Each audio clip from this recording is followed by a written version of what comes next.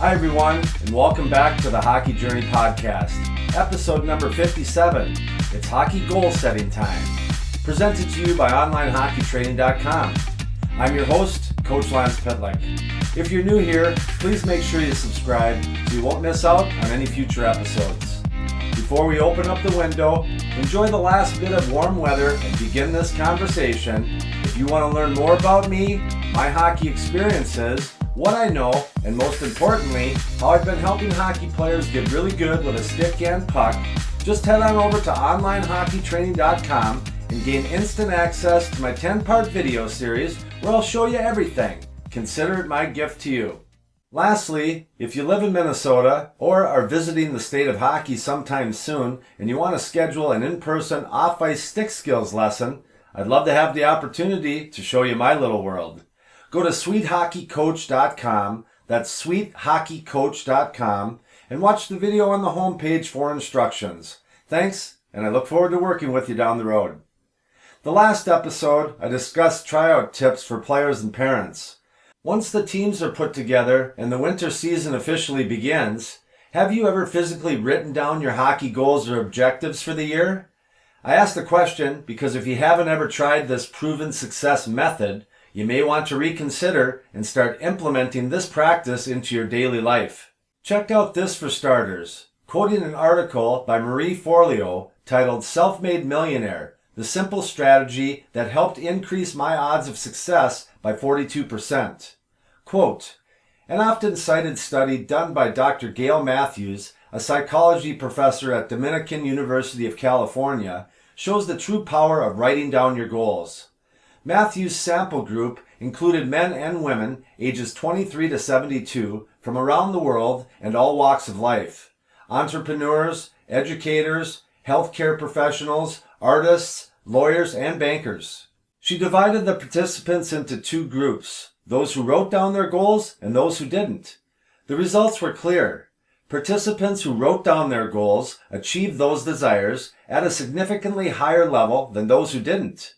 In fact, she found that you become 42% more likely to achieve your goals and dreams simply by writing them down on a daily basis. End quote. That is some powerful information. I can't remember exactly when and where I learned of this, but it was over 2 decades ago, and I still use this technique today, accomplishing almost everything I write down. The most recent endeavor has been this podcast.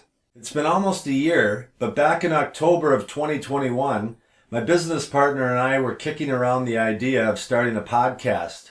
Once the decision was made to move forward with it, I set the long-term goal of committing the next 2 years to see if it was worth the continued time investment. My next goal I set was achieving 100 episodes by the end of 2022. This is episode 57, so I have basically 3 months to get her done. It's going to stretch me a bit, but it's totally doable, and if I continue to put daily time into it, I think I can do it, or at the very least, get super close. My life has changed quite a bit because more hours are required to meet my weekly objectives, so I had to start giving up things. The only people I see on a regular basis now are my wife, kids, my parents, and my brother and sister and their young kids. That's it for the most part. I try to repeat the same day over and over, keeping the streak alive.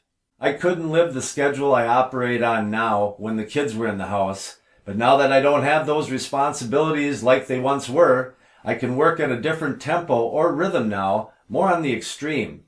The players I train have suggested I do an episode on my extreme work schedule. Maybe I'll take them up on their suggestion soon down the road. So I'm a big believer in writing down my short and long-term goals and look at them daily. I've heard several examples of highly successful people who carry their goals written down on a small piece of paper and keep it in their wallets or purses.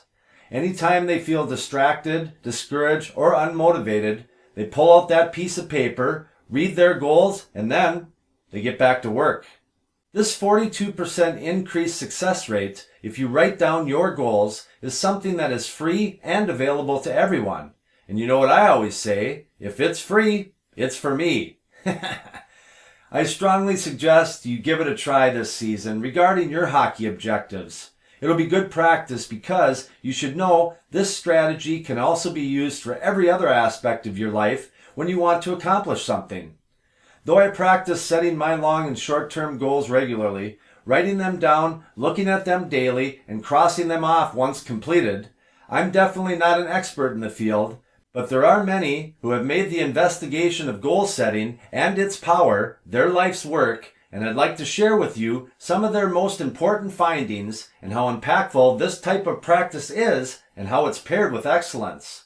For the following books I'm going to reference, know that I'm only scratching the surface of all the learning nuggets in each of the titles.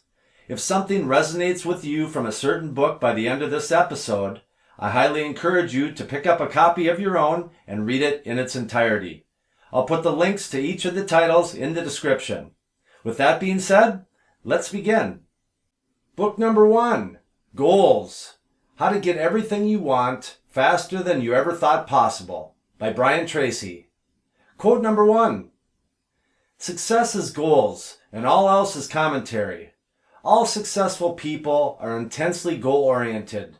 They know what they want and they are focused single-mindedly on achieving it every single day. Your ability to set goals is the master skill of success. Goals unlock your positive mind and release ideas and energy for goal attainment. Without goals, you simply drift and flow in the currents of life. With goals, you fly like an arrow, straight and true to your target.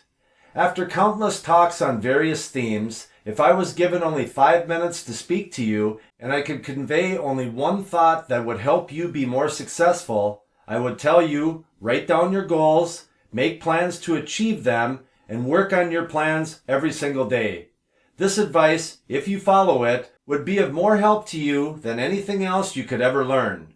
Many university graduates have told me that this simple concept has been more valuable to them than 4 years of study. This idea has changed my life and the lives of millions of other people. It will change yours as well. End quote. Quote number 2, a quick trip through the 21 steps. The most important quality you can develop for lifelong success is the habit of taking action on your plans, goals, ideas, and insights. The more often you try, the sooner you will triumph. There is a direct relationship between the number of things you attempt and your accomplishments in life. Here are the 21 steps for setting and achieving goals and for living a wonderful life. Number 1, unlock your potential. Number 2, take charge of your life. Number 3, create your own future. Number 4, clarify your values. Number 5, determine your true goals. Number 6, decide upon your major definite purpose. Number 7, analyze your beliefs. Number 8, start at the beginning. Number 9, measure your progress. Number 10, remove the roadblocks. Number 11, become an expert in your field. Number 12, associate with the right people. Number 13, make a plan of action. Number 14, manage your time well. Number 15, review your goals daily. Number 16, visualize your goals continually. Number 17, activate your superconscious mind. Number 18, remain flexible at all times. Number 19, unlock your inborn creativity. Number 20, do something every day. And number 21, persist until you succeed. End quote. Quote number 3, cutting through the fog. Living without clear goals is like driving in a thick fog. No matter how powerful or well-engineered your car, you drive slowly, hesitantly, making little progress on even the smoothest road. Deciding upon your goals clears the fog immediately and allows you to focus and channel your energies and abilities. Clear goals enable you to step on the accelerator of your own life and race ahead rapidly toward achieving more of what you really want. End quote. Quote number 4, self-trust equals the foundation of greatness. Self-trust is the foundation of greatness. Self-trust comes from listening to your intuition, to your still, small voice within. Men and women begin to become great when they begin to listen to their inner voices and absolutely trust that they will be guided by a higher power each step of the way. Living in alignment with your true values is the royal road to self-confidence, self-respect, and personal pride. In fact, almost every human problem can be resolved by returning to values. Whenever you experience stress of any kind, look into yourself and ask, in what way am I compromising my innermost values in this situation? End quote. Bonus quote number 5, the great question of goal setting. My favorite word in goal setting and in success in general is clarity. There is a direct relationship between the level of clarity you have about who you are and what you want and virtually everything you accomplish in life.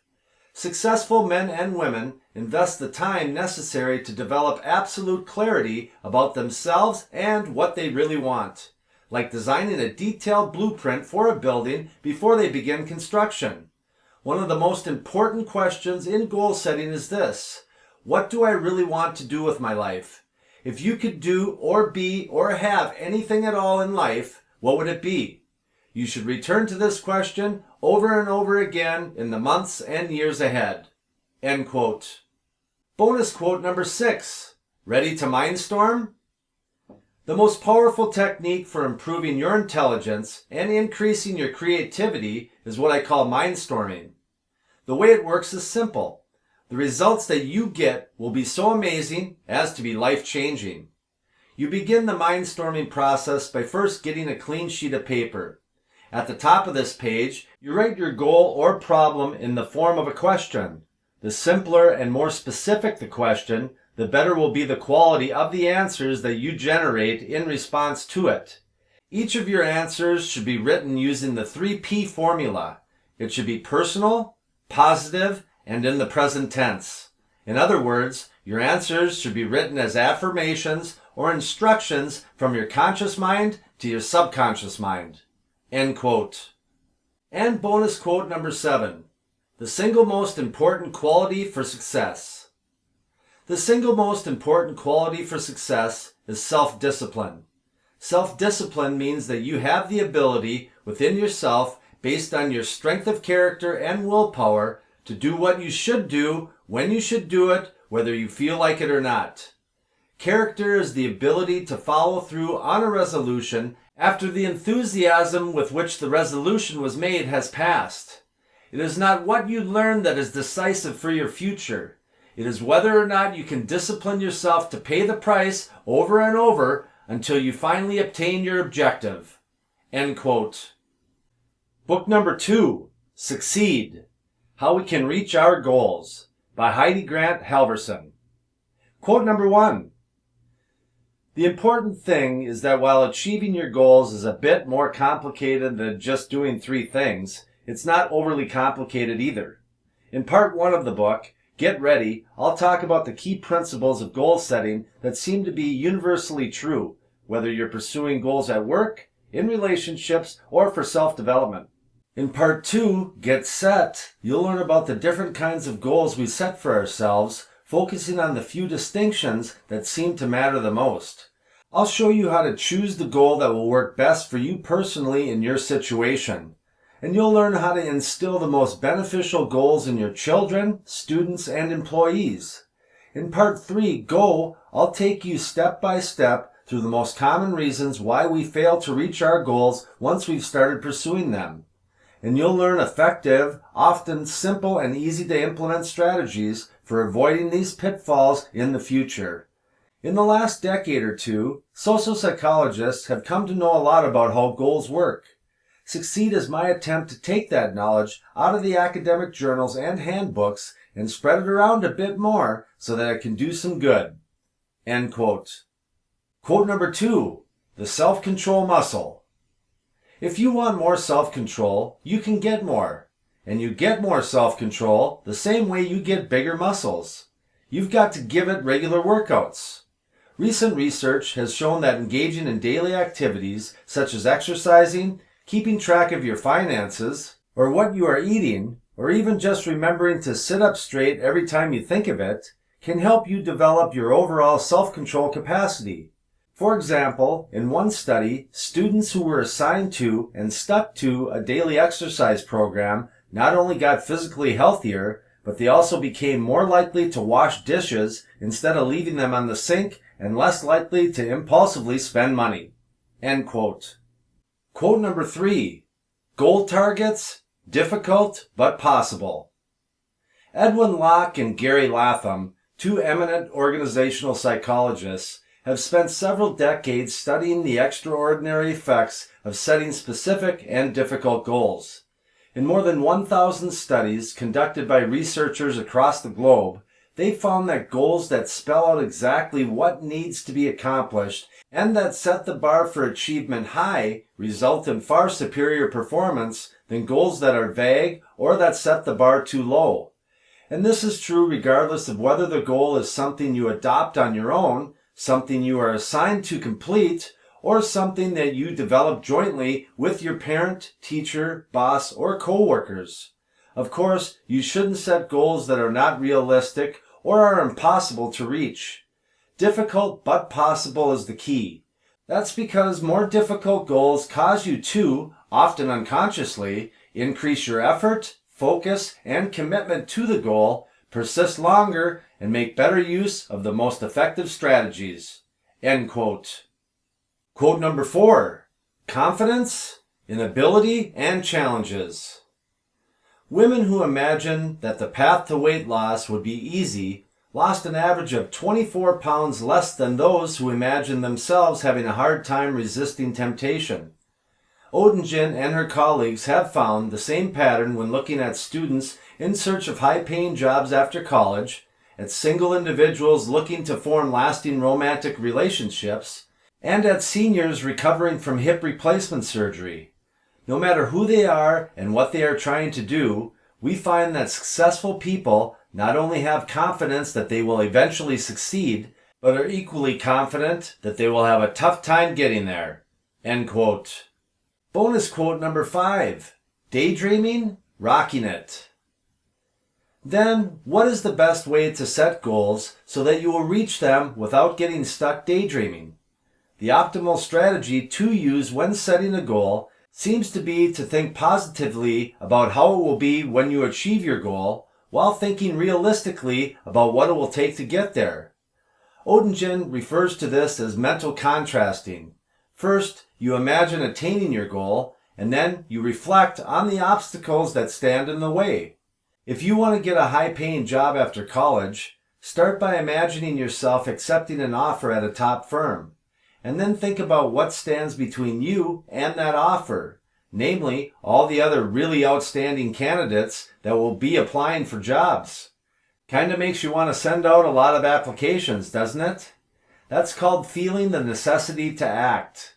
It's a psychological state that is crucial for achieving a goal. Daydreaming about how great it will be to land that job or fall in love with that special someone you've had your eye on can be a lot of fun, but it won't get you anywhere. Mental contrasting turns wishes and daydreams into reality by bringing into focus what you will need to do to make it happen. End quote. Bonus quote number 6. Not all goals are created equal. As I mentioned earlier, not all goals lead to lasting feelings of true satisfaction and well-being, and that's because not all goals satisfy our needs for relatedness, competence, and autonomy. Which ones do? In general, goals that are about making, supporting, or strengthening relationships do. So do goals that focus on personal growth, physical health, or self-acceptance, addressing your shortcomings, or, if they can't be helped, simply coming to terms with them. Goals that have to do with contributing to your community or helping others also fulfill these needs. Here are the goals that aren't going to help you achieve lasting well-being: becoming famous, seeking power over others, or polishing your public image. Any goal that is related to obtaining other people's validation and approval or external signs of self-worth isn't going to do it for you either. Accumulating wealth for its own sake also won't lead to real happiness. This is not to say you shouldn't care about money at all, just that being rich isn't a sure ticket to a happy life. All that glitters isn't gold. Goals that are all about obtaining external validation of self-worth, like being popular, famous, or rich, not only won't make you truly happy, but will actively diminish your sense of well-being by interfering with the pursuit of goals that will really benefit you. If you have goals like these in your life, it's time to rid yourself of them. End quote. Bonus quote number 7. Getting better versus being good. My favorite piece of advice by far for dealing with difficulty is to make sure you think about your goal in terms of getting better rather than being good. As you'll recall from Chapter 3, when we are focused on personal growth and development, on making progress rather than on proving ourselves, we deal with difficulty far more gracefully. We tend to see setbacks as informative rather than as signs of personal failure. We don't worry as much about the likelihood of success because we know that even if we never do it perfectly, we will certainly improve. And getting better is, after all, the goal. If you focus on growth instead of validation, on making progress instead of proving yourself, you are less likely to get depressed because you won't see setbacks and failures as reflecting your own self-worth.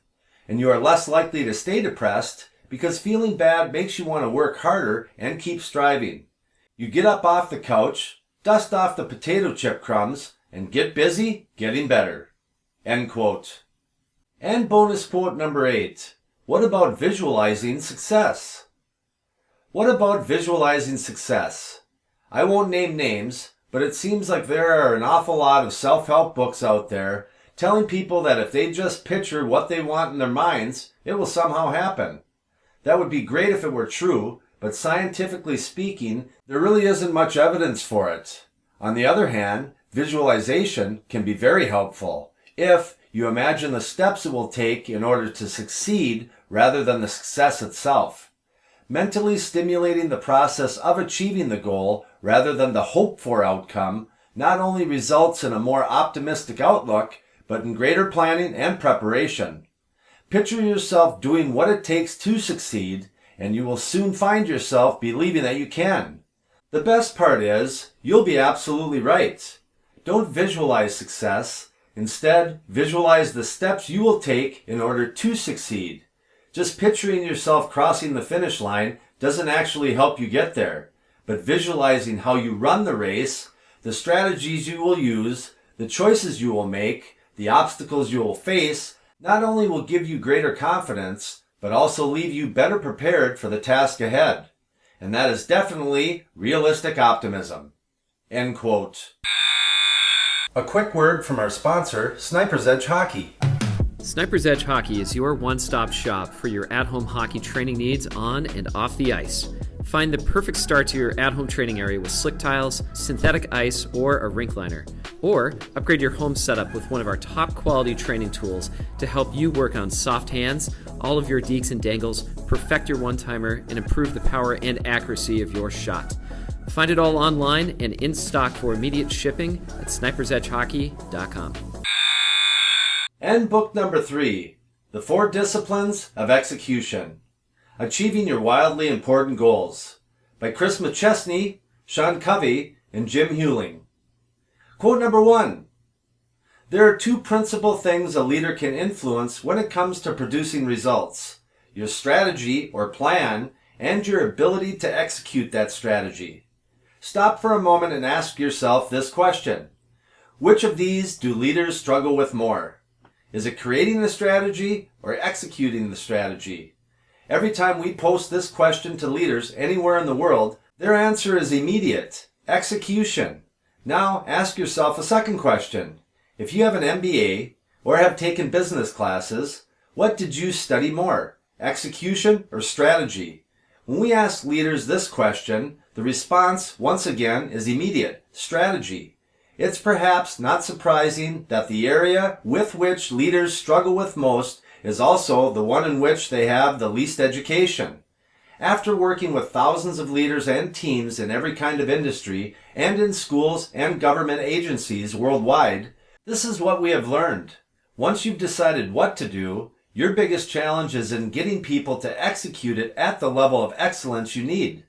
The book you are reading represents the most actionable and impactful insights from all that we have learned. In it, you will discover a set of principles that have been embraced by thousands of leaders and hundreds of thousands of frontline workers, enabling them to produce extraordinary results.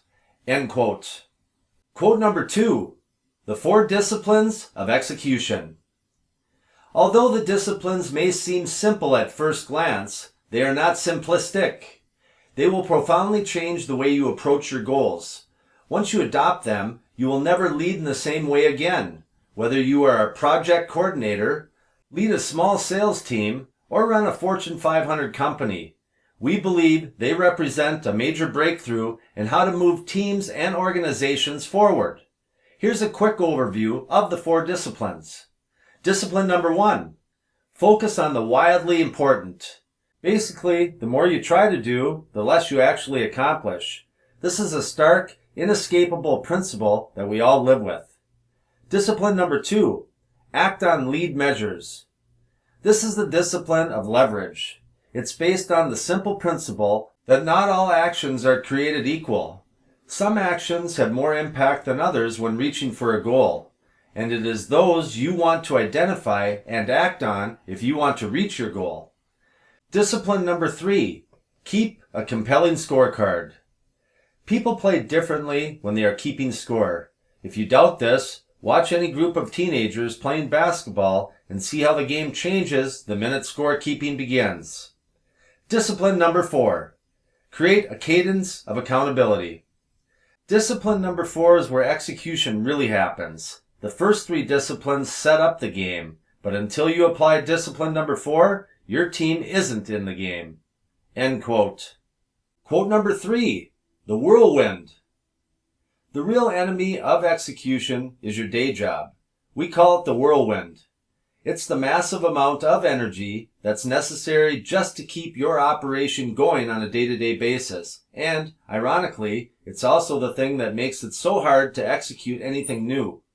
The whirlwind robs from you the focus required to move your team forward. Leaders seldom differentiate between the whirlwind and strategic goals because both are necessary to the survival of the organization. However, they are clearly different, and more important, they compete relentlessly for time, resources, energy, and attention. We don't have to tell you which will usually win this fight. The whirlwind is urgent, and it acts on you and everyone working for you every minute of every day. The goals you've set for moving forward are important, but when urgency and importance clash, urgency will win every time. Once you become aware of this struggle, you will see it playing out everywhere, in any team that is trying to execute something new. End quote.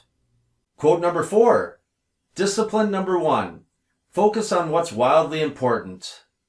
The first discipline is to focus your finest efforts on the 1 or 2 goals that will make all the difference, instead of giving mediocre effort to dozens of goals.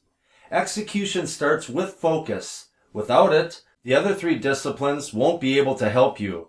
Simply put, discipline number 1 is about applying more energy against fewer goals because when it comes to setting goals, the law of diminishing returns is as real as the law of gravity.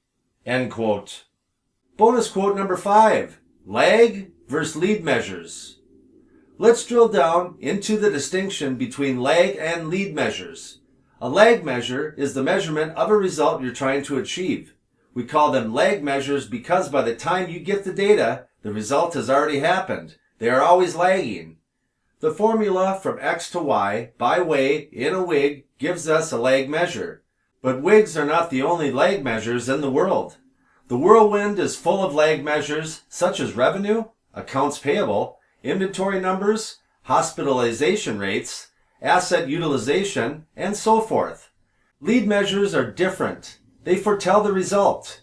They have 2 primary characteristics. First, a lead measure is predictive, meaning that if the lead measure changes, You can predict that the lag measure also will change. Second, a lead measure is influenceable.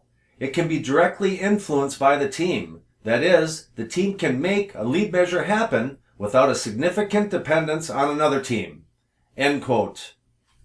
Bonus quote number 6. What's the score? The third discipline is to make sure everyone knows the score at all times, so that they can tell whether or not they are winning. This is the discipline of engagement. Remember, people play differently when they are keeping score. The difference in performance between a team that simply understands their lead and lag measures as a concept and a team that actually knows their score is remarkable.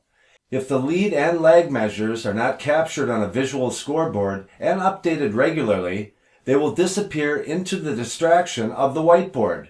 Simply put, people disengaged when they don't know the score. When they can see at a glance whether or not they are winning, they become profoundly engaged.